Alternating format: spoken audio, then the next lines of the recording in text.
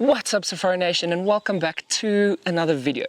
So you want to become a safari guide, but you have absolutely no idea where to start. Well, in this video, we're going to be talking about all the ins and outs of becoming a safari guide and getting you that one step closer to living your dream in the African bush.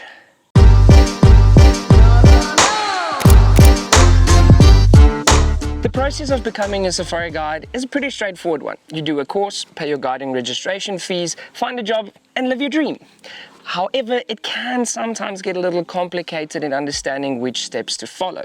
So to make it a bit easier to understand, I've broken it down into 3 steps.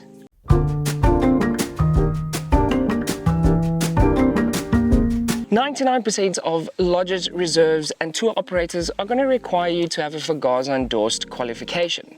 Now, FAGASA is short for the Field Guides Association of Southern Africa, and they are the main governing body when it comes to all things field guiding and the qualification or safari guiding. Now, FAGASA has different levels of qualification, but this video is all about getting you started as a safari guide in 2022. So for now, we are going to focus on their initial qualification, which is called the Apprentice Field Guide Qualification. With your Apprentice Field Guide Qualification, you would need to attend a course, do a series of exams and practical assessments, and then do a final exam and practical assessment before you can be signed off as a qualified guide. Passing grade on all the exams and assessments is 75%, so it isn't a walk in the park. And once you finish your qualification, you need to ensure that you have a level 1 first aid certificate and also apply for your PDP license or professional driver's permit.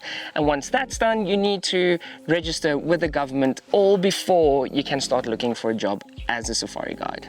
Now, it is important to note that you have to be at least 21 years of age before you can apply for your PDP license. Now, I believe this is a ridiculous system, as the only test you do is an eye test and you pay a very small registration fee and then you have the license. There's no driving tests or anything like that involved, so it makes absolutely no sense to me. So I believe it's all just a big money-making scheme. But hey, I don't make the rules.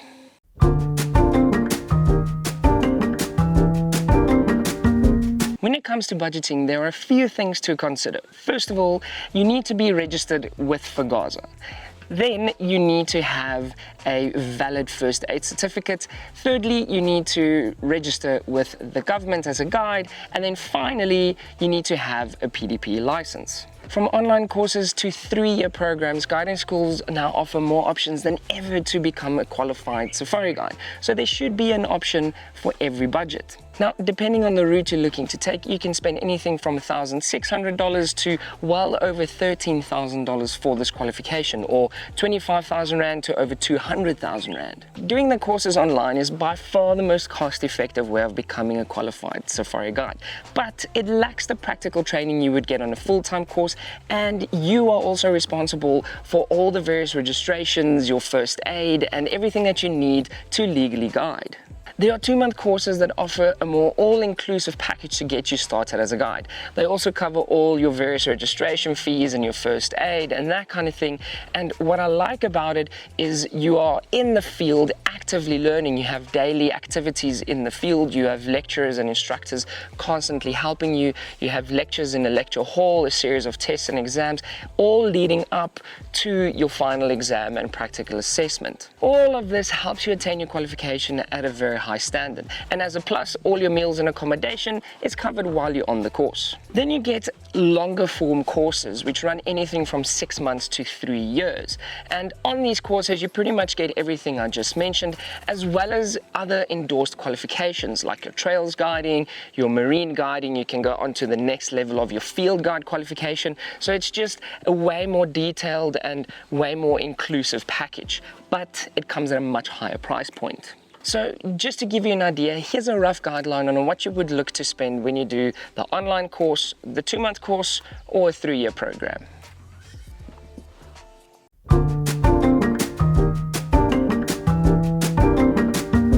With the myriad of options when it comes to guiding schools, the courses they offer and what you get out of it, it's easy feeling overwhelmed and paralyzed by deciding what to do.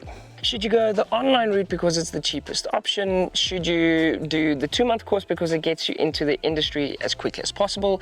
Or should you do a 3-year program where you get way more qualifications and experience that could set you apart? Well, obviously your budget is going to play a big role in what you decide. But from my experience, my suggestion would be the 2-month course. I did my 2-month course nearly 10 years ago now. And there's still so much of it that sticks with me today. It's a lot of work and it's very tough, but with daily lectures and constant practical experience, I feel that it creates a very good balance between what you learn in theory and putting into practice what you've learned, especially leading up to your final exam and assessment. And what I really like about it is the fact that you have instructors with a lot of experience in the industry that help guide you. You see what I did there? But they help guide you through this process of becoming a guide. If you do the online course, it is your responsibility to sort out all the exams and your practical assessment, the various registrations, your first aid. The admin is just mental. But if you do it through a guiding school, all of that gets taken care of for you. And I know that for me, I wanted to get into the industry as quickly as possible. I wanted real-world working experience. So that's why the 2-month course for me was perfect. Well, that and I didn't have 300,000 Rand to pay for a guiding qualification. I also enjoyed being on an actual course with other students. The social aspect of being in the bush with other like-minded people, sitting in the evenings around the fire, sharing stories and helping one another attain the same goal.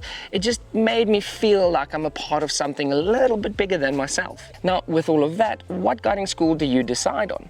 Well, I can only speak out of personal experience with the guiding school I went to, Limpopo Field Guiding Academy.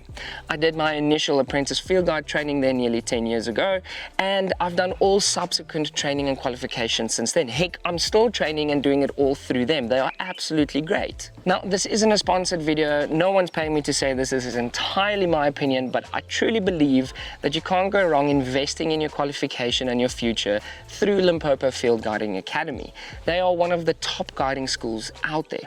However, that being said, there are a lot of other guiding schools that offer their own unique flavor and approach to what they can offer you. Other schools like Bushwise Field Guides, Eco Training and Bed on Nature Training are some of the top names in the industry.